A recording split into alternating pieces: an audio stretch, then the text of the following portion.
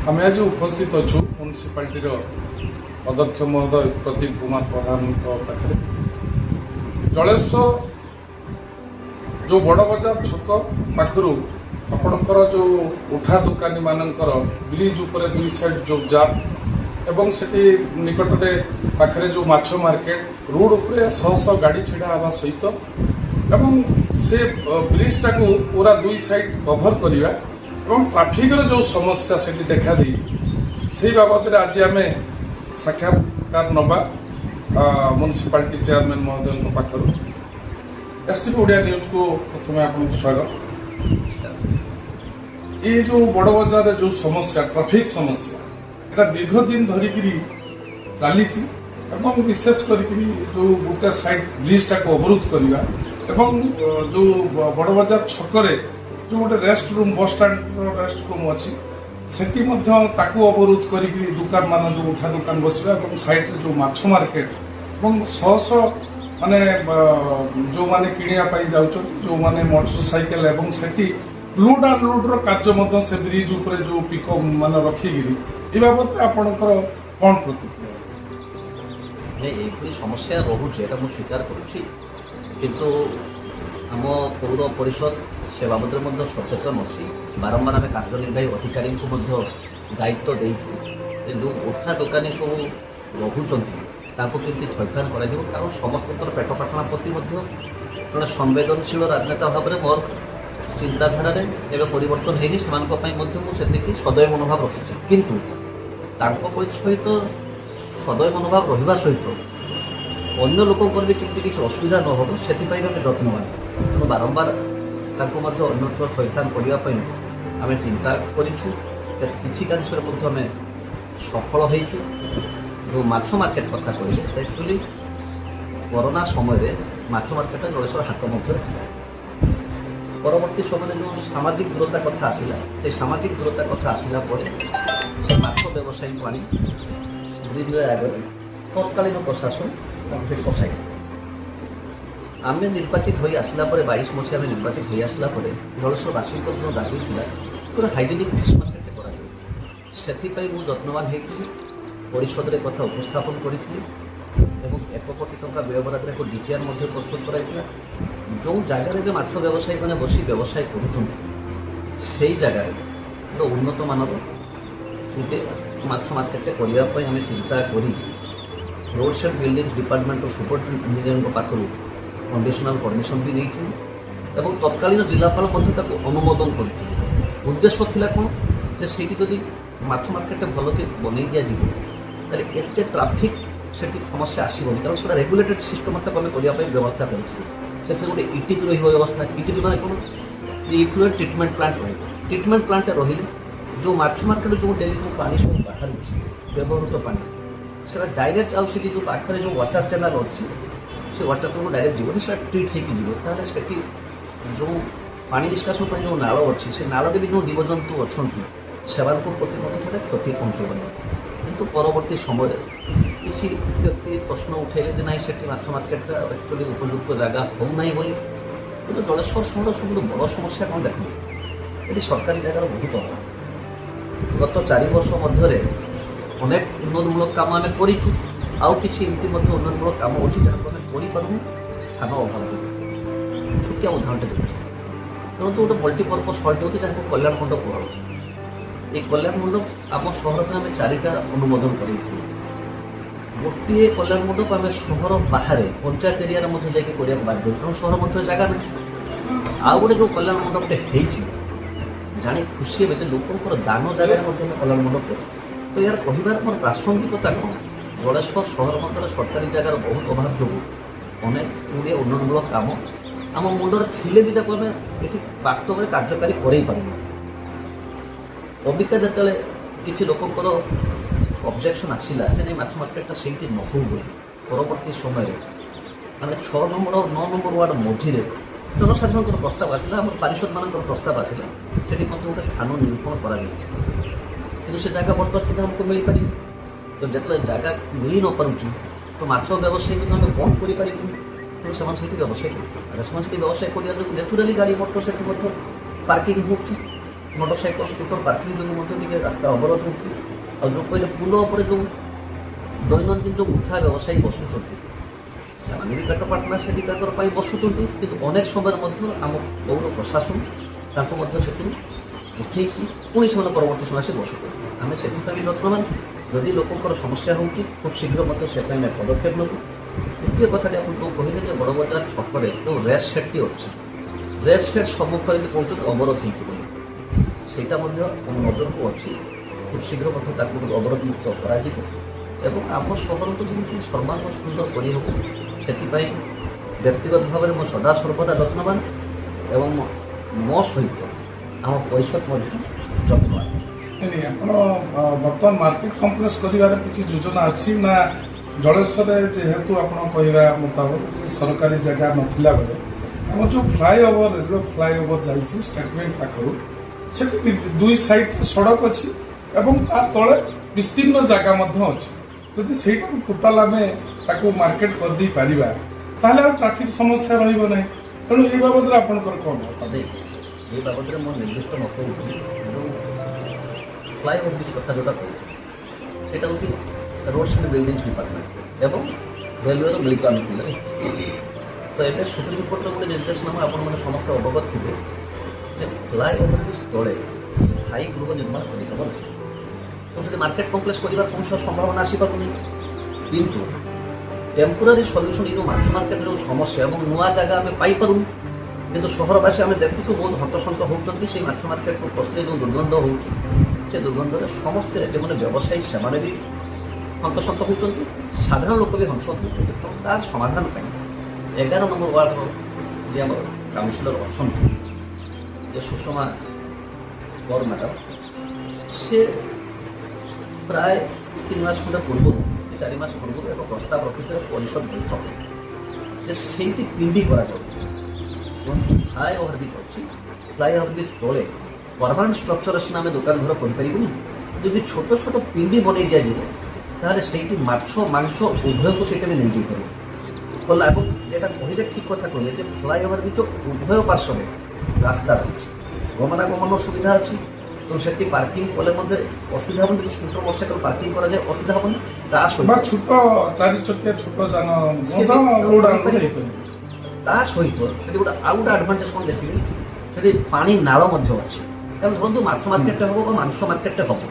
ସେଠି ଯେଉଁ ଉଦ୍ଭୁତ ପାଣି ବାହାରିବ ବା ଯେଉଁ ବ୍ୟବହୃତ ପାଣି ବାହାରିବ ସେ ପାଣିଟା କେଉଁଠିକି ଯିବ? ତ ତା ପାଇଁ ଗୋଟେ ଯଦି ପ୍ରପର କୋର୍ସ ନ ରହିବ, ଯଦି ତାର ଠିକ୍ ଭାବରେ ତାକୁ ଯଦି ଗୋଟେ ଚ୍ୟାନେଲାଇଜ ନ କରିବା ତାହେଲେ ସେ ପାଣିଟା ପୁଣି ସେଇଠି ଜମିକି ଅସ୍ୱାସ୍ଥ୍ୟକର ପରିବେଶ ସୃଷ୍ଟି ହେବ। ତ ସେଠି ଗୋଟେ ସୁବିଧା କ'ଣ ଯେ ସେଇ ଯେଉଁ ଆପଣ ଫ୍ଲାଏଓଭର ବ୍ରିଜ୍ କଥା କହୁଛନ୍ତି ତାର ଉଭୟ ପାର୍ଶ୍ୱରେ ମଧ୍ୟ ଆର୍ଦେନ୍ ଡ୍ରେନ୍ বা କିଛି କିଛି ଜାଗାରେ ମଧ୍ୟ କଂକ୍ରିଟ୍ ଡ୍ୟାମ୍ ଅଛି। ଏବଂ ସେଇଠି ମଧ୍ୟ ଦେଖିବା ଆଉ ଟିକେ ଆଗକୁ ଆସିଲେ ପୁରୁଣା କୋର୍ଟ ପାଖରେ ବଡ଼ ପାଣି ନିଷ୍କାସନ ଗୋଟେ ନାଳଟେ ଅଛି। ତେଣୁ ସେ ନାଳକୁ ମଧ୍ୟ ଟେମ୍ପୋରାଲି ପାଣି ଆସିପାରିବ। ଆମେ ଗତ ପ୍ରାୟ ଯେଉଁଟା ମନେ ପଡ଼ୁଛି ସେଇଟା ପ୍ରାୟ ଆପଣଙ୍କର 28ତମ ପରିଷଦ ବୈଠକରେ ଯେଉଁ କଥା କହୁଛି ସେଇଠି ତାର ଯେ ପାରିଷଦ ଥିଲେ ସୁଷମା ଅପାରୀ, সেই প্রস্তাব রଖିଥିଲେ সর্বসম্মতিক্রমে ମଧ୍ୟ ପରିଷଦ ଏହାକୁ ଅନୁମୋଦନ କରିଥିଲା ଏବଂ ଅନୁମୋଦନ କଲା ପରେ ଟେଣ୍ଡର ମଧ୍ୟ ପ୍ରକାଶ ହୋଇଯାଇଛି। ତାକୁ ଗୋଟେ ଏଷ୍ଟିମେଟ୍ ହେଇଛି, ଏଷ୍ଟିମେଟ୍ ହେଇକି ଟେଣ୍ଡର ମଧ୍ୟ ଡକା ହେଇଯାଇଛି। ଖୁବ୍ ଶୀଘ୍ର ଟେଣ୍ଡର ସେଇଠି ଆମେ କାମ ଆରମ୍ଭ କରିବୁ। ତାହେଲେ ମାଛବାଲାଙ୍କୁ ବି ସେଠି ନେଇ ଆସିବୁ, ମାଛ ବ୍ୟବସାୟୀକୁ। ଏବଂ ଦେଖିବେ ରାସ୍ତା କଡ଼ରେ ଆଉ ଗୋଟେ ଉପର ସମସ୍ୟା ଦେଖ, ରାସ୍ତା କଡ଼ରେ ଯେଉଁଭଳି ଭାବରେ ଛେଳି କଟା ହେଉଛି ସେଇଟା ମଧ୍ୟ ପିଲାମାନଙ୍କ ଉପରେ ପ୍ରଭାବ ପଡ଼ୁଛି। ତା ଛଡ଼ା ସାଧାରଣ ମଧ୍ୟ ଜନତାଙ୍କ ଉପରେ ତାର ମଧ୍ୟ ଅନେକ କୁପ୍ରଭାବ ପଡ଼ୁଛି। ତ ତାକୁ ବି ଆଖି ଆଗରେ ରଖୁଛନ୍ତି ଯେ ଦୁଇଟା ଧରନ୍ତୁ ନନ୍ଭେଜ୍ ବ୍ୟବସାୟୀ ରହୁଛନ୍ତି, ମାଛ କୁହନ୍ତୁ ବା ମାଂସ ବ୍ୟବସାୟୀ ରହୁଛନ୍ତି, ତାଙ୍କୁ ଯଦି ଗୋଟେ ଜାଗାକୁ ଆମେ ନେଇ ଆସିବୁ ତାହେଲେ ସେଇଠି ସମସ୍ତେ ଗୋଟେ ଜାଗାରେ ଗୋଟେ ୱାନ୍ ଷ୍ଟପ୍ରେ ଆପଣ ସବୁ ସଲ୍ୟୁସନ୍ ସେଠି ମିଳିଯିବ। ସେଇ ମାଛ ବି ପାଇପାରିବେ, ମାଂସ ବି ପାଇପାରିବେ। ଇଏ ଆମର ଯୋଜନା ଅଛି। ମୁଁ ଦୃଢ଼ ଆଶାବାଦୀ ଟେଣ୍ଡର ଖୋଲିଲା ପରେ ଖୁବ୍ ଶୀଘ୍ର ଆମେ ନାଇଁ ଆଉ ଗୋଟେ କଥା ଆସୁଛି ଯେ ଯଦି ଆମେ ମାର୍କେଟଟାକୁ ଅନ୍ୟ ଜାଗାକୁ କୌଣସି ସ୍ଥାନାନ୍ତର କରନ୍ତି, ଆର୍ଏମ୍ସିର କୌଣସି ତାର ଅବରୋଧ ରହିବ କିମ୍ବା ଆର୍ଏମ୍ସିର କୌଣସି ଦେଖନ୍ତୁ ସେଇ ଜାଗାଟା ପ୍ରଥମେ ତ ଟିକେ ଡିସ୍ପ୍ୟୁଟେଡ୍ ଥିଲା। ମୁଁ ତ ଏବେ ତ ଅଧ୍ୟକ୍ଷ ହେଇ 4 ବର୍ଷ ପୂର୍ବରୁ, କିନ୍ତୁ ବହୁ ପୂର୍ବରୁ ମୋ କଥା ରିପୋର୍ଟ ପ୍ରଥମେ ପୌର ପରିଷଦ ଅଧୀନ ସେ ଜାଗା ଥିଲା। ପରବର୍ତ୍ତୀ ସମୟରେ ମୁଁ କିନ୍ତୁ ଦୂରତାର କଥା କହିପାରୁନି, ମୁଁ ପୁରା ଫାଇଲ୍ ଷ୍ଟଡି କରୁନି, କିନ୍ତୁ ପରବର୍ତ୍ତୀ ସମୟରେ ସେଠି ଆର୍ଏମ୍ସି ମଧ୍ୟ ସହିତ ଆମର ବିବାଦ ହେଲା ଏବଂ ହାଇକୋର୍ଟର ନିର୍ଦ୍ଦେଶ ଫଳରେ ଆରଏମ୍ସି ବର୍ତ୍ତମାନ ସେଠି ହାଟ ସହିତ ଡେଲି ମାର୍କେଟ ମଧ୍ୟ ବର୍ଷକୁ ମଧ୍ୟ ସେ କରିଛନ୍ତି, କିନ୍ତୁ ଆମକୁ ସେମାନେ ବର୍ଷକୁ ମଧ୍ୟ କିଛି ପ୍ରିମିୟମ୍ ଆକାରରେ ସେମାନେ ପଇସା ଦେଉଛନ୍ତି। ତ ବର୍ତ୍ତମାନ ସେଇଠି ଆରଏମ୍ସି ତରଫରୁ ସେ ଜାଗାକୁ ମଧ୍ୟ ତାର ଉନ୍ନତିକରଣ କେମିତି କରାଯିବ ସେଥିପାଇଁ ମୁଁ ନିଜେ ମଧ୍ୟ ସବ୍ କଲେକ୍ଟରଙ୍କ ସହିତ କଥା ହେଇଥିଲି, ଆରଏମ୍ସିର ସେକ୍ରେଟାରୀଙ୍କ ସହିତ କଥା ହେଇଥିଲି। ସେମାନେ ମଧ୍ୟ ସେଇ ଯେଉଁଟା ବର୍ତ୍ତମାନ କହୁଛନ୍ତି ଯେଉଁ ପରିବା ମାର୍କେଟରେ କୁହନ୍ତୁ ବା ଡେଲି ମାର୍କେଟରେ କୁହନ୍ତୁ ବା ଯେଉଁ ସାପ୍ତାହିକ ହାଟ ତାର ଉନ୍ନତିକରଣ ପାଇଁ ସେମାନେ ମଧ୍ୟ ପ୍ରସ୍ତୁତ କରୁଛନ୍ତି। କିଛି ଦିନ ପୂର୍ବରୁ ଆରଏମ୍ସିର ସେକ୍ରେଟାରୀକୁ ଆମ ଅଫିସକୁ ଡାକିଥିଲି ଏବଂ ସେଇ ଯେଉଁ ଡେଲି ମାର୍କେଟରେ ଯେଉଁ ବ୍ୟବସାୟୀ ବନ୍ଧୁ ରହୁଛନ୍ତି ସେମାନେ ସେଠି କେମିତି ପଇସା ଦେଇପାରିବେ ଏବଂ ଗୋଟେ ସିଷ୍ଟମେଟିକ୍ ୱେରେ ସେଠି ଦୋକାନ ଗୁଡ଼ା କଲେ ଗମନାଗମନରେ କିନ୍ତୁ ଅସୁବିଧା ରହୁଛି। ସେଠି କ'ଣ ଗୋଟେ ମୂଳ ସମସ୍ୟାଟା କ'ଣ ଦେଖନ୍ତୁ, ସେ ହାଟର ପଛ ପଟକୁ 4 ନମ୍ବର ୱାର୍ଡ଼ ଅଛି, ତା ପଛକୁ 7 ନମ୍ବର ୱାର୍ଡ଼ ଅଛି, ତା ପଛକୁ 8 ନମ୍ବର ୱାର୍ଡ଼ ଅଛି ଏବଂ ସେଇ ରୋଡ଼ଟା ଡିପିପୁର ସହିତ କନେକ୍ଟିଂ, ସେଇଟା ମଧ୍ୟ ଗୋଟେ ବ୍ୟସ୍ତବହୁଳ ରାସ୍ତା। ତ ସେଠି ଯଦି ରାସ୍ତା ଉପରେ ଯଦି ଆସି ସବୁ ବ୍ୟବସାୟୀ ବସି ଯାଉଛନ୍ତି, ଗୋଟେ ଆମ୍ବୁଲାନ୍ସ ଗାଡ଼ି ମଧ୍ୟ ଯିବା ଅସୁବିଧା ହେଉଛି, ଫାୟାର ଗାଡ଼ି ମଧ୍ୟ ଯିବା ଅସୁବିଧା ହେଉଛି ଏବଂ ସାଧାରଣ ଲୋକଙ୍କର ଯିବାସରେ ଅସୁବିଧା ହେଉଛି। ଏଇସବୁ ସମସ୍ୟାକୁ ଲକ୍ଷ୍ୟ କରି ମୁଁ ବର୍ତ୍ତମାନ ଜିଲ୍ଲାପାଳ ତାଙ୍କ ପୂର୍ବରୁ ଯେ ଜିଲ୍ଲାପାଳ ଥିଲେ, ବର୍ତ୍ତମାନ ଯେଉଁ ଉପଜିଲ୍ଲାପାଳ ତାଙ୍କ ପୂର୍ବରୁ ଯେ ଉପଜିଲ୍ଲାପାଳ ଥିଲେ ତାଙ୍କୁ ଏ ବାବଦରେ ମୁଁ ଅବଗତ କରିଛି, ଦାବି ମଧ୍ୟ କରିଛି। ଯାହା ହଉ ଖୁସିର କଥା ଯେ ସେମାନେ ଆମ ଦାବିର ଗୁରୁତ୍ୱ ଅନୁଭବ କରିଛି, ବର୍ତ୍ତମାନ ସେଇ ମାର୍କେଟର ଉନ୍ନତିକରଣ ପାଇଁ ଚେଷ୍ଟା କରୁଛି। ମୁଁ ଉପଜିଲ୍ଲାପାଳଙ୍କ ପାଖରେ ଦାବି ମଧ୍ୟ ରଖିଛି ଯେ ସାର୍ ସେଇଠି ଆପଣ ମଲ୍ଟି ଷ୍ଟୋରେଜ୍ ବିଲ୍ଡିଂ କରନ୍ତୁ, ତା ଜାଗା ତ ଲିମିଟେଡ୍, ତେଣୁ ହରାଇଜେଣ୍ଟାଲି ଯେତିକି ଷ୍ଟ୍ରକ୍ଚର କରିବା କଥା କରାଯାଉ, କିନ୍ତୁ ଫୋକସ୍ରୁ ଯେ ଭର୍ଟିକାଲ ଷ୍ଟ୍ରକ୍ଚର କେମିତି କରାଯାଉ। ଯଦି ଭର୍ଟିକାଲ ଷ୍ଟ୍ରକ୍ଚର କରିଯାଏ ତାହେଲେ କ'ଣ ତଳେ ଧରନ୍ତୁ ପରିବା ମାର୍କେଟ ହେଇଗଲା, ତା ଉପରଟା ଗ୍ରୋସରୀ ଠିକ୍ ଏମିତି ବଡ଼ ବଡ଼ ସହରରେ ଦେଖିବେ ମାନେ ତାକୁ କୁହନ୍ତି କ'ଣ ଯେ ଆଧୁନିକ ଯେଉଁ ହାଟ କଥା କୁହାଯାଏ, ସେ ଆଧୁନିକ ହାଟର ବ୍ୟବସ୍ଥା କାହିଁକି ଜିଲ୍ଲା ପ୍ରଶାସନ ଆରଏମ୍ସିର ପ୍ରଶାସନକୁ ସେମାନେ ଆମର ଧନ୍ୟବାଦ ଦେଇଛନ୍ତି ମଧ୍ୟ ତା ପ୍ରତି ସେମାନେ ଦେଇଛନ୍ତି, ଯାହା ଫଳସ୍ୱରୂପ ଇଣ୍ଡିଆର ଅଲରେଡ଼ି ତାଙ୍କର କାର୍ଯ୍ୟକ୍ରମ ଚାଲିଛି। ଆଶାବାଦୀ ସେଇଟା ମଧ୍ୟ ଖୁବ୍ ଶୀଘ୍ର ଜଳସ୍ପର୍ଶ। ଆପଣଙ୍କର ପ୍ରୟାସକୁ ଆମେ ଆମ ତରଫରୁ ସାଧୁବାଦ ଧନ୍ୟବାଦ କରୁଛୁ, କିନ୍ତୁ ଆପଣ ଆଶା କରୁଛନ୍ତି କେତେ ମାସ ଭିତରେ ଏଇ ଯେଉଁ ଟ୍ରାଫିକ ସମସ୍ୟା ବା ଏଇ ଯେଉଁ ଦୁର୍ଗନ୍ଧ ମାଛ ମାଂସ ବା ଯେଉଁ ରାସ୍ତାରେ କଟା ବା ଏହାର ସମାଧାନ ନିର୍ଦ୍ଦିଷ୍ଟ ତାର ଉତ୍ତର ଦେଉଛନ୍ତି। ମାଛ ମାଂସ କଥା ତ କହିଲେ ନିଜେ ପୌରପାଳିକା ସେ ପାଇଁ ମଧ୍ୟ ଅଲରେଡ଼ି ପଦକ୍ଷେପ ନେଇସାରିଛି ଏବଂ ଟେଣ୍ଡର ମଧ୍ୟ ପ୍ରକ୍ରିୟା ସରିଛି। ଭାବୁଛି ଆଉ 15 ଦିନ ଭିତରେ ଟେଣ୍ଡର ଖୋଲା ହେଇକି ଯିଏ ଟେଣ୍ଡର ପାଇବା କଥା ତାକୁ ଆମେ ମଧ୍ୟ ବାରମ୍ବାର ଇସ୍ୟୁ କରୁଛୁ। ସେଟା ପୁର ପାଇବନି ସ୍ଥଳେ ଟେମ୍ପୋରାରୀ ସଲ୍ୟୁସନ୍ ସେଟା ପାଇଁ ଆମେ ଗୋଟେ ବିଲ୍ଡି କରି ସେଠି ସଲ୍ୟୁସନ୍, କାରଣ ଉପରେ ଛାତ ଭଳିଆ ରହିଲା ତାହେଲେ ଆଉ ଲୋକର ଅସୁବିଧା କିଛି ହେବ ଏବଂ ଚାରିଆଡ଼େ ଖୋଲା ଅଛି, ତେଣୁ ଏତେ ଫାଉଲ୍ ସ୍ମେଲ୍ ଆସିବ ନାହିଁ। ପୁଣି ସାଇଡ଼୍ରେ କେଉଁଠି ରୋଡ଼ ଅଛି, ଡ୍ରେନେଜ୍ ମଧ୍ୟ ବ୍ୟବସ୍ଥା କରୁଛୁ। ଇଏ ହେଲା ମାଛ ମାଂସ କଥା। ଟ୍ରାଫିକ୍ଟା ଆମର ଦେଖନ୍ତୁ ଖାଲି ନୁହେଁ, ଟ୍ରାଫିକ୍ ମଧ୍ୟ ପୁଲିସ୍ ପ୍ରଶାସନ ସହିତ ଆମେ ଲାଗିଛୁ ଏବଂ ସେ ବାବଦରେ ଆମେ ନିଶ୍ଚିତ ଭାବରେ ପୁଲିସ୍ ପ୍ରଶାସନ ସହିତ ପରାମର୍ଶ ଦେବି ଯେ ପୁଲିସ୍ ପ୍ରଶାସନ ତାଙ୍କ ସାଙ୍ଗରେ ସେ ଆଲୋଚନା ନିଜେ ମଧ୍ୟ ଆଲୋଚନା କରି ଟ୍ରାଫିକ୍ କେମିତି କଣ୍ଟ୍ରୋଲ କରାଯାଇପାରିବ। ପୁଲିସ୍ ତରଫରୁ ଯେଉଁମାନେ ରହୁଛନ୍ତି ସେମାନେ ଠିକ୍ ସେ କାମ ବି କରିପାରୁନାହାନ୍ତି ବା ତାଙ୍କର ଷ୍ଟାଫ୍ ଆଉ କେଉଁଠି ନିଯୁକ୍ତି ରହୁଛନ୍ତି, କିନ୍ତୁ ସ୍ୱତନ୍ତ୍ର ଭାବରେ ଯେଉଁ ଟ୍ରାଫିକ୍ର ବ୍ୟବସ୍ଥା ସେଇଟା ହେବାର ଆବଶ୍ୟକତା ଅଛି। ନାଇଁ ସେଇଟା ମୁଁ ଆପଣଙ୍କ ସହିତ ଏକମତ। ସେଇଥିପାଇଁ ତ ଯେଉଁ ମ୍ୟୁନିସିପାଲିଟି ଯେଉଁ ରୁଟ୍ଟା ପୂର୍ବ ନୂଆବଜାର ଛକରେ ମିଶୁଛି, ପ୍ରଥମ ଥର ପାଇଁ ଯେ ଜଳେଶ୍ୱର ପୌରପାଳିକା ରୋଟରୀ କ୍ଲବ୍ ସହିତ ମିଶିକି ଗୋଟେ ଟ୍ରାଫିକ୍ ଆଉଟପୁଟ୍ ପୋଷ୍ଟଟା ତିଆରି କରିଛି। ଡିମାଣ୍ଡ ଆମର କ'ଣ ଥିଲା, ତତ୍କାଳୀନ ଏସ୍ପିଙ୍କ ପାଖରେ ସେଠି ଟ୍ରାଫିକ୍ ପୁଲିସ୍ ପର୍ସନାଲକୁ ଡିପ୍ଲୟ କରାଯାଉ। ଯଦି ସର୍ଟେଜ୍ ଅଫ୍ ଷ୍ଟାଫ୍ ଅଛି ତାହେଲେ ଆମ ଡିମାଣ୍ଡ ମଧ୍ୟ ରହିଛି ଯେ ଇଲେକ୍ଟ୍ରୋନିକ୍ସ ଟ୍ରାଫିକ୍ କଣ୍ଟ୍ରୋଲ୍ ସିଷ୍ଟମ୍ ସେଠି ଆଡପ୍ଟ କରାଯାଉ, ଇନଷ୍ଟଲ୍ କରାଯାଉ, ତାହେଲେ ଅଟୋମେଟିକାଲି ଟ୍ରାଫିକ୍ କଣ୍ଟ୍ରୋଲ୍ ହେଇଯିବ। ପରବର୍ତ୍ତୀ ସମୟରେ ଆପଣ ସମସ୍ତେ ଜାଣିଥିବେ ଯେଉଁ ଷ୍ଟେସନ ବଜାର ରାସ୍ତାର ପ୍ରଶସ୍ତୀକରଣ କଥା ମଧ୍ୟ ଆପଣ ସମସ୍ତେ ଜାଣିଛନ୍ତି। କଣ୍ଟ୍ରାକ୍ଟର ଇଏ ପାଇବାର ମାନେ ଯେଉଁ ଯେ କଣ୍ଟ୍ରାକ୍ଟର ପାଇବା ପାଇଁ ଯୋଗ୍ୟ ହେଇଛନ୍ତି ପ୍ରାୟ ମୁଁ ଯାହା ଭାବୁଛି ଟଙ୍କା କ'ଣ ଏଗେଷ୍ଟ ଜମା କରିନାହାନ୍ତି, କ'ଣ କି ଏଗ୍ରିମେଣ୍ଟ ତାଙ୍କ ସରିଲେ ଖୁବ୍ ଶୀଘ୍ର ଯାହା ଆମେ ଇଣ୍ଟରନାଲ୍ ରିପୋର୍ଟ ଅବସ୍ଥା ପରେ ଏଗ୍ରିମେଣ୍ଟ ସରିଲେ ସେ କାମ ମଧ୍ୟ ଆରମ୍ଭ କରିବ। ତେଣୁ ସେଇଟା ରାସ୍ତା ପ୍ରଶସ୍ତୀକରଣ ହେଇକି ଏତେ ଟ୍ରାଫିକ୍ ପ୍ରୋବ୍ଲେମ୍ ରହିବ ନାହିଁ। ଯେଉଁ ନୂଆବଜାର ସଡ଼କ କଥା କହୁଛନ୍ତି ଆମେ କ'ଣ କ'ଣ ପଦକ୍ଷେପ ନେଇଛୁ। ନୂଆବଜାର ଆପଣ ଆରମ୍ଭ କମ୍ପ୍ଲିଟ୍ ହେଲା ପରେ ଆପଣ NH ଅଣ୍ଡରପାସ୍ ପର୍ଯ୍ୟନ୍ତ ଆମେ ରାସ୍ତା ପ୍ରଶସ୍ତୀକରଣ କରି 2 ସାଇଡ଼୍ରେ ଡ୍ରେନେଜ୍ କରି ମଝିରେ ଡିଭାଇଡର୍ ଦେବା ଦ୍ୱାରା ଆପଣ ଟ୍ରାଫିକ୍ଟା ଅନେକଟା କଣ୍ଟ୍ରୋଲ୍ ହେଇପାରିବ। ଆକ୍ସିଡେଣ୍ଟକୁ ମଧ୍ୟ ଆମେ ଆଭଏଡ଼ କରିପାରୁଛୁ। ଏଇଟା ପ୍ରଥମ ପଦକ୍ଷେପ ନେଇଛୁ। ଆଜି ଦେଖନ୍ତୁ ନୂଆବଜାର ସାଇଡ଼୍ଟା ଆମଟା ପର୍ଯ୍ୟନ୍ତ କେମିତି ବ୍ୟାପକ ଭାବରେ ତାକୁ ଅଭିବୃଦ୍ଧି କରୁଛି ଭାବୁଛି ସେଟା ନିଶ୍ଚିତ ଆପଣ ଖୁସି ହେଉଛନ୍ତି। ଦ୍ୱିତୀୟ ପଦକ୍ଷେପ କ'ଣ ନେଇଥିଲି ବାସନ୍ତୀ ପଡ଼ିଆ ପାଖରୁ ଅନୁକୂଳ ମନ୍ଦିର ପର୍ଯ୍ୟନ୍ତ ମଧ୍ୟ ରାସ୍ତା କେମିତି ପ୍ରଶସ୍ତିକରଣ କରାଯାଇଛି। ତେଣୁ ମୁଁ ନିଜେ ନଗରପାଳ ଥିଲି ସେତେବେଳେ ଆପଣଙ୍କର ଯିଏ ବର୍ତ୍ତମାନ ଜଳେଶ୍ୱର ବିଧାୟକ ଅଛନ୍ତି ମାନନୀୟ ଶ୍ରୀ ଅଶ୍ୱିନୀ କୁମାର ପାତ୍ର ସେତେବେଳେ ସେ ମନ୍ତ୍ରୀ ଥିଲେ ତାଙ୍କର ସହଯୋଗ ନେଇଛି ତାଙ୍କର ସାହାଯ୍ୟ ନେଇଛି ପ୍ରଶାସନ ସହିତ ସେ ବାରମ୍ବାର ଆଲୋଚନା କରୁଛନ୍ତି ଯାହାର ଫଳସ୍ୱରୂପ ଦେଖିଲେ ଯେ ସେ ରାସ୍ତାଟା ମଧ୍ୟ କେତେ ସୁନ୍ଦର ଭାବରେ ପ୍ରଶସ୍ତିକରଣ କରାଗଲା ଏବଂ ତାର ମଧ୍ୟ ସେମିତି ଲାଇନ୍ କରି ମଡେଲ୍ ସେଟା କରାଯାଇଛି ତା ଚାରିପଟେ ଦୁଇ ସାଇଡ଼୍ରେ ମଧ୍ୟ ଦେଖିବେ ଆପଣ ଡ୍ରେନ୍ କାମ ସରି ଆସିଲାଣି କେବଳ ଇଲେକ୍ଟ୍ରିକ୍ ପୁଲଟା ସିଟ୍ ହେଇନାହିଁ ପୁରା ସମ୍ପୂର୍ଣ୍ଣ ଡ୍ରେନ୍ କାମଟା ସରିବ ନା ଇଲେକ୍ଟ୍ରିକ୍ ପୁଲ୍ ସିଟ୍ ହେଇଗଲେ ଡ୍ରେନ୍ କାମ ସରିବ। ତୃତୀୟ ପର୍ଯ୍ୟାୟ ଥିଲା ଯେଉଁଟା କହିଲେ ଯେ ଆପଣଙ୍କର ଏଇ ଯେଉଁ ମାଛ ମାର୍କେଟ୍ ଯେଉଁଟା ଅଛି ବର୍ତ୍ତମାନ ଯେଉଁଟା ଗ୍ରୀନ୍ ଆକାରରେ ସେଇଠୁ ରାସ୍ତାଟା ଯେଉଁ ଅଛି ଆପଣଙ୍କର ସେତିକି ପର୍ଯ୍ୟନ୍ତ ସେ ରାସ୍ତା ପାଇଁ ଆମେ ନିଷ୍ପତ୍ତି ନେଇକି ତାକୁ ସେଥିପାଇଁ ପ୍ରୟାସ କରୁ ଯାହା ଫଳସ୍ୱରୂପ ବର୍ତ୍ତମାନ ଦେଖନ୍ତୁ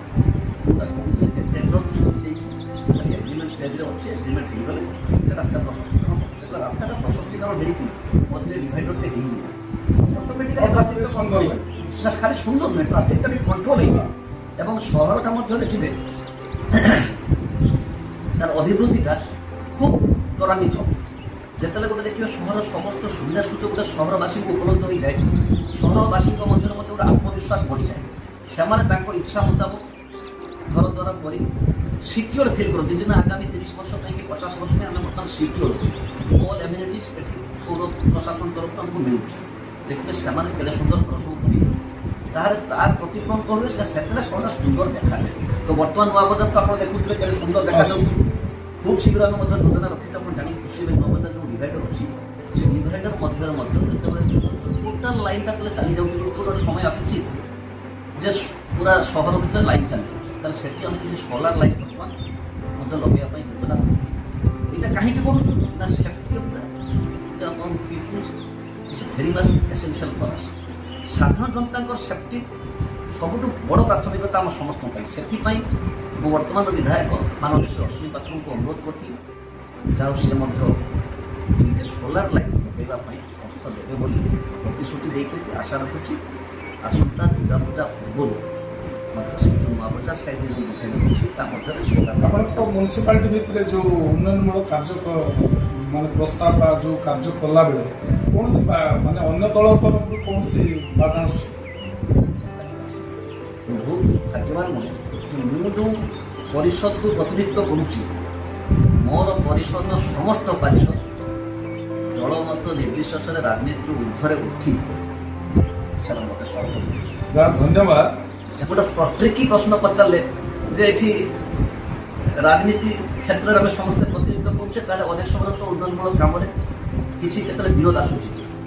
ସେଇଟା ହେଉଛି ଜଳେଶ୍ୱର ଗୋଟେ ସ୍ୱତନ୍ତ୍ରତା ଉନ୍ନୟନମୂଳକ କାମରେ ଏବେ ଜଳେଶ୍ୱରବାସୀ ବା ଜଳେଶ୍ୱର ବିଭିନ୍ନ ରାଜନୈତିକ ଦଳକୁ ପ୍ରତିନିଧିତ୍ୱ କରୁଥିବା ପ୍ରତିନିଧି ବନ୍ଧୁମାନେ କେବେ ବି ଅସହଯୋଗ କରନ୍ତି ଏବଂ ମୁଁ ଯେତେବେଳେ ଉନ୍ନୟନମୂଳକ କାମ କଥା ଚିନ୍ତା କରିଛି ମୁଁ ସବୁ ଦଳକୁ ଡାକିଛି ମୋର ଯେ ପ୍ରତିଦ୍ୱନ୍ଦ୍ୱୀ ମୁଁ ବିରୋଧୀ ଶବ୍ଦ କହିବି ନାହିଁ ଯିଏ ମୋର ପ୍ରତିଦ୍ୱନ୍ଦ୍ୱୀ ଥିଲେ ତାଙ୍କୁ ବି ଡାକିଛି ଯାହା ସହିତ ମୁଁ ପ୍ରତିଯୋଗିତା କରିଛି ତାଙ୍କୁ ବି ଡାକିଛି କାରଣ ସମସ୍ତଙ୍କର କିଛି ନା କିଛି ଅନୁଭୂତି ଅଛି ସମସ୍ତଙ୍କର କିଛି ନା କିଛି ରିଚ୍ ଏକ୍ସପିରିଏନ୍ସ ଅଛି ତାଙ୍କ ଏକ୍ସପିରିଏନ୍ସକୁ ମୁଁ ନେଇକି ସହରବାସୀଙ୍କ ପାଇଁ କେମିତି କାମ ହେଇପାରିବ ସେଇଟା ମୁଁ ଚେଷ୍ଟା କରୁଛି। ଗୋଟେ ଉଦାହରଣ ଦେଉଛି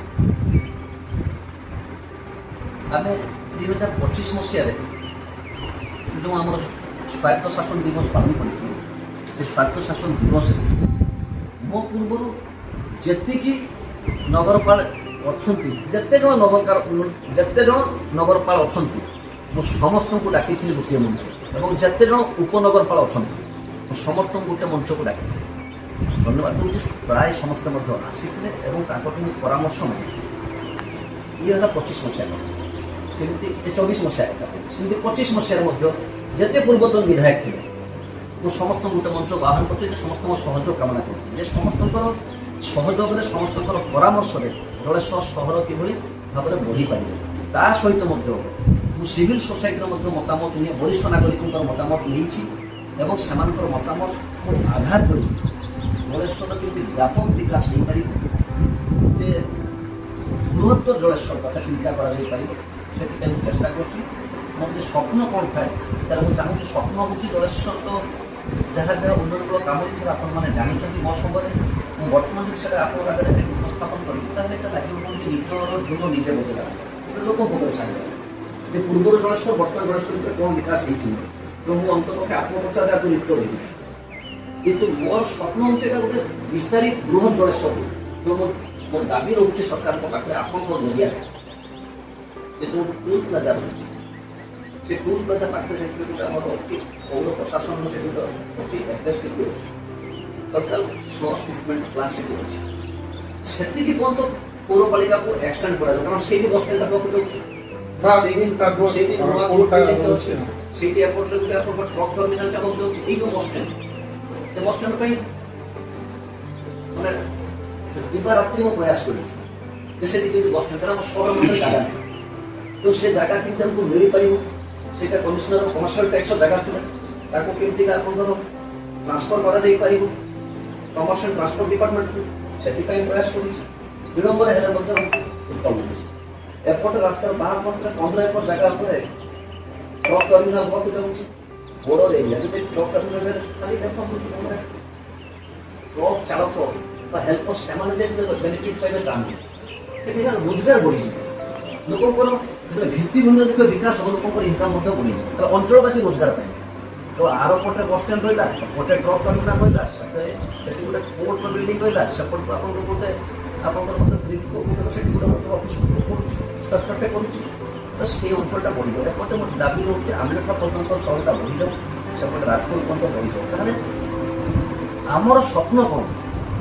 ସରକାର ଚାହୁଁଛନ୍ତି 2036 ବେଳକୁ ବିକଶିତ ଓଡ଼ିଶାର ସ୍ୱପ୍ନ ଆମ ସରକାର ଦେଉଛି ତ ମୋର ମଧ୍ୟ ସ୍ୱପ୍ନ ରହୁଛି 2036 ବେଳକୁ ଜଳେଶ୍ୱର ପୌରପାଳିକା କର୍ପୋରେସନର ମାନ୍ୟତା ପାଇବା ପାଇଁ ଯୋଗ୍ୟତା ପାଇବ କାରଣ ଆପଣ ଜାଣି ଖୁସି ହେବେ 2013 ମସିହାରେ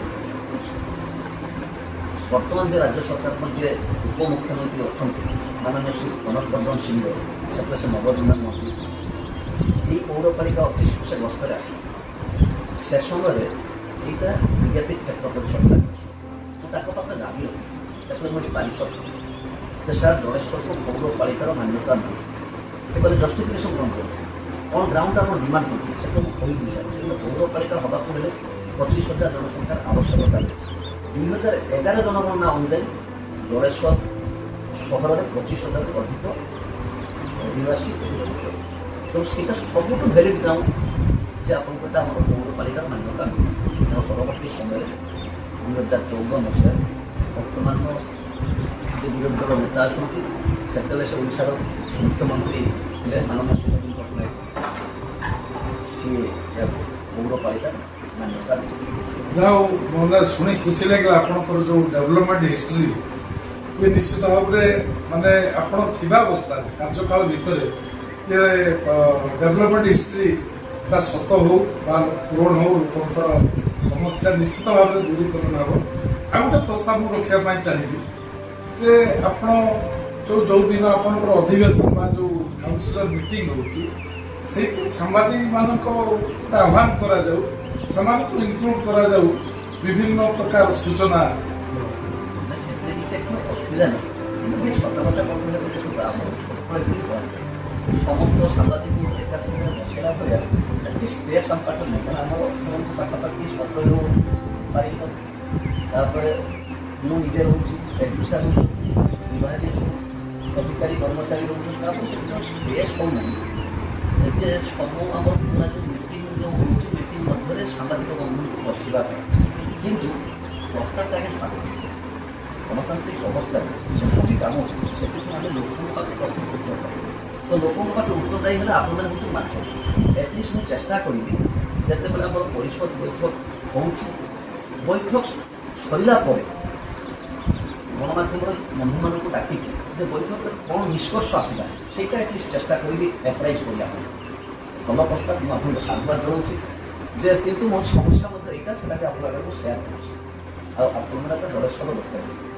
ଆଉ 2-3 ମୋର ଅଧୁରା ସ୍ୱପ୍ନ ରହିଯାଉଛି ମୁଁ ଭାବୁଛି ଯଦି ସେଇଟା ଟିକେ ଆପଣମାନେ ଚେଷ୍ଟା କରିବେ ମୁଁ ତ ଚେଷ୍ଟା କରୁଛି ମାନନୀୟ ବିଧାୟକଙ୍କ କଥା କହୁଛି ମାନନୀୟ ସାଂସଦଙ୍କୁ ମଧ୍ୟ ଏ କଥା ଜଣାଇବା ପାଇଁ ମୁଁ ବହୁତ ଚେଷ୍ଟା କରୁଛି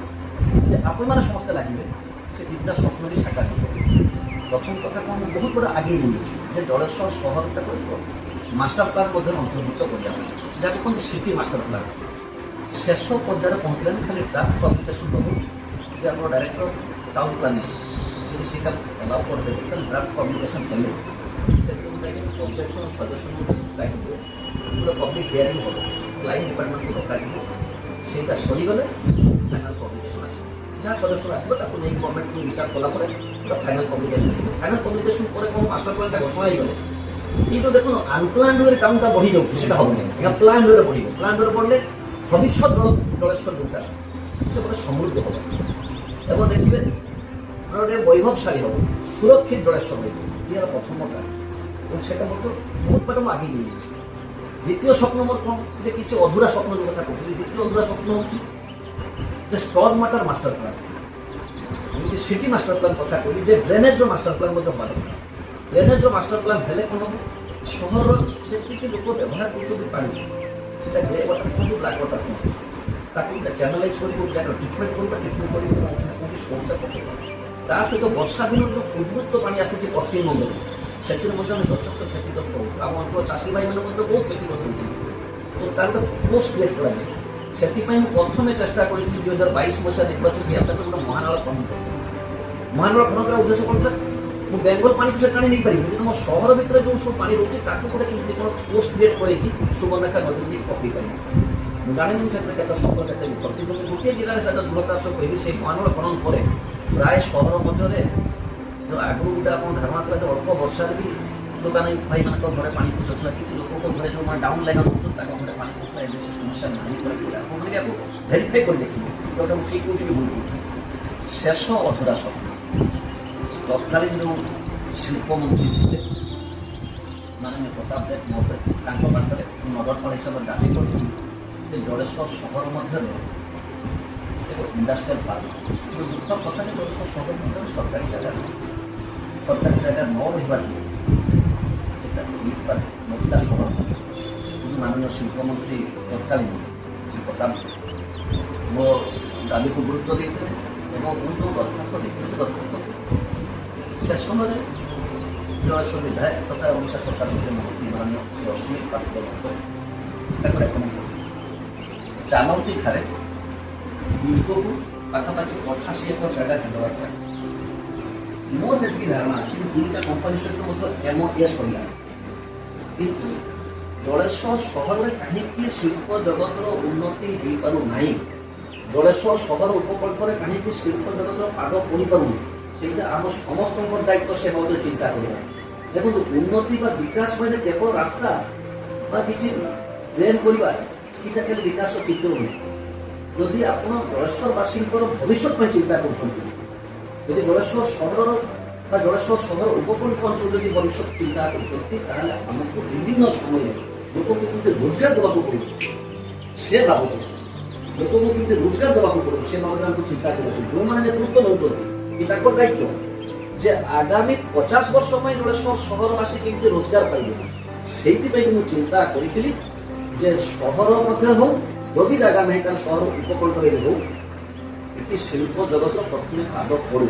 ସ୍ୱାଧୀନତା ପାଖରୁ ଆଜି ପର୍ଯ୍ୟନ୍ତ ଦେଖନ୍ତୁ ଜଳେଶ୍ୱର ଶିଳ୍ପ ଜଗତର ପାଦ ପଡ଼ିପାରିନି କାହିଁକି ଦୋଷାରୋପ କରୁନି ହୁଏତ ସେଥିରେ ସେଭଳିଆ ସୁଯୋଗ ନଥିଲା କିନ୍ତୁ ବର୍ତ୍ତମାନ ଆଜ୍ଞା ଶିଳ୍ପ ପାଇଁ ଯଦି ସବୁଠୁ ଉପଯୁକ୍ତ ଜାଗା କୁହାଯାଏ ଜଳେଶ୍ୱର କାହିଁକି କହୁଛୁ ନା ଜଳେଶ୍ୱର ସହରକୁ ଲାଗି କରି ଯାଇଛି ନ୍ୟାସନାଲ ହାଇୱେ ଜଳେଶ୍ୱର ସହର ମଧ୍ୟ ଦେଇ ଯାଇଛି ରେଲୱେ ଲାଇନ୍ ଯାଇଛି ସାଉଥ ଇଷ୍ଟର୍ଣ୍ଣ ରେଲୱେ ଯାଇଛି ତ ଗମନାଗମନ ପାଇଁ ୟାର ଉପଯୁକ୍ତ ଜାଗା କୋଉଟା ହେଇପାରେ ଯେଉଁ ଜାଗାକୁ ରେଲୱେ ଲାଇନ୍ ବି ସ୍ପର୍ଶ କରୁଛି ଆପଣଙ୍କର ନ୍ୟାସନାଲ ହାଇୱେ ମଧ୍ୟ ସ୍ପର୍ଶ କରୁଛି ଜଳେଶ୍ୱର ସହରକୁ ଛୁଇଁ କରି ସୁବର୍ଣ୍ଣରେଖା ନଦୀ ଯାଇଛି ଶିଳ୍ପ କରିବାକୁ ଗଲେ ଗମନାଗମନର ଆବଶ୍ୟକତା ଅଛି ପାଣିର ଆବଶ୍ୟକତା ଅଛି ସୁବର୍ଣ୍ଣରେଖା ନଦୀ ହେଉଛି ଚିରସ୍ରୋତା ନଦୀ ନଦୀରେ କେବେ ପାଣି ସରେ ନାହିଁ ତାହେଲେ ସେଠି ପାଣି ଆମେ ପାଇପାରିବା ମାନବ ସମ୍ବଳର ଅଭାବ ନାହିଁ ଆମ ଅଞ୍ଚଳରେ ମାନବ ସମ୍ବଳର ଅଭାବ ନାହିଁ ବିଜୁଳିର ମଧ୍ୟ ସେମିତି ଅଭାବ ନାହିଁ ତାହେଲେ ଆପଣ ପାଣି ପାଇପାରିବେ ବିଜୁଳି ପାଇପାରିବେ ଗମନାଗମନ ସୁବିଧା ପାଇଲେ ମାନବ ସମ୍ବଳ ପାଇଲେ ଏତେ ସବୁ ସୁବିଧା ସତ୍ତ୍ୱେ କାହିଁକି ଜଳେଶ୍ୱରରେ ଶିଳ୍ପର ଉନ୍ନତି ହେଇପାରି ନାହିଁ ଇଏ ଆମ ସମସ୍ତଙ୍କ ପାଇଁ ଏକ ପ୍ରଶ୍ନ ଚିହ୍ନକୁ ଛାଡ଼ିବ ଯାହା ଧନ୍ୟବାଦ ଆପଣ ଯେଉଁ ପରିକଳ୍ପନା କରିଛନ୍ତି ଏହା ପୂରଣ ହଉ ଆମେ ମଧ୍ୟ ଆପଣଙ୍କୁ ସମସ୍ତ ପ୍ରକାର ସହଯୋଗ କରିବୁ ଏବଂ ବିଶେଷ କରିକି ସମସ୍ତ ତଥ୍ୟ ଦେଇଥିବାରୁ ଆପଣଙ୍କୁ ଆମ ତରଫରୁ ଅଶେଷ ଧନ୍ୟବାଦ। ମୁଁ ଗୋଟେ ସୁଯୋଗ ପାଇ ଅରୁଣ ଭାଇ ତେଣୁ କିଛି ତଥ୍ୟ ଆପଣଙ୍କ ପାଖକୁ ଉପସ୍ଥାପନ କଲି। ଆପଣ ଆସିଲେ ମୋଠୁ କିଛି ମତାମତ ନେଇଛନ୍ତି, ସେଥିପାଇଁ ମୁଁ ଆପଣଙ୍କୁ କୃତଜ୍ଞତା ଜଣାଉଛି ଏବଂ ଆପଣଙ୍କ ମାଧ୍ୟମରେ ପୁଣି ଥରେ ସହରବାସୀଙ୍କୁ ମଧ୍ୟ ମୁଁ କୃତଜ୍ଞତା ଜଣାଉଛି। ସେମାନେ ମୋତେ ଏହି ସୁଯୋଗ ଦେଇଥିବାରୁ ତାଙ୍କ ସେବା କରିବା ପାଇଁ 2022 ମସିହାରେ ମୋ ପ୍ରତି ଭରସା ରଖି ମୋତେ ନିର୍ବାଚିତ କରିଥିଲେ। ମୁଁ ପ୍ରାଣପଣେ ଚେଷ୍ଟା କରିଛି, ଦିନ ରାତି ଏକ କରି ଚେଷ୍ଟା କରିଛି ସହର ସାମଗ୍ରିକ ବିକାଶ କରିବା ପାଇଁ। ନିଷ୍ପତ୍ତି ସେମାନଙ୍କ ହାତରେ ଛାଡ଼ି ଦେଉଛି, ସହରବାସୀଙ୍କ ହାତରେ। ସେମାନଙ୍କ ସ୍ୱପ୍ନକୁ କେତେ ମାତ୍ରାରେ ମୁଁ ପୂରଣ କରିବା ସମ୍ଭବ।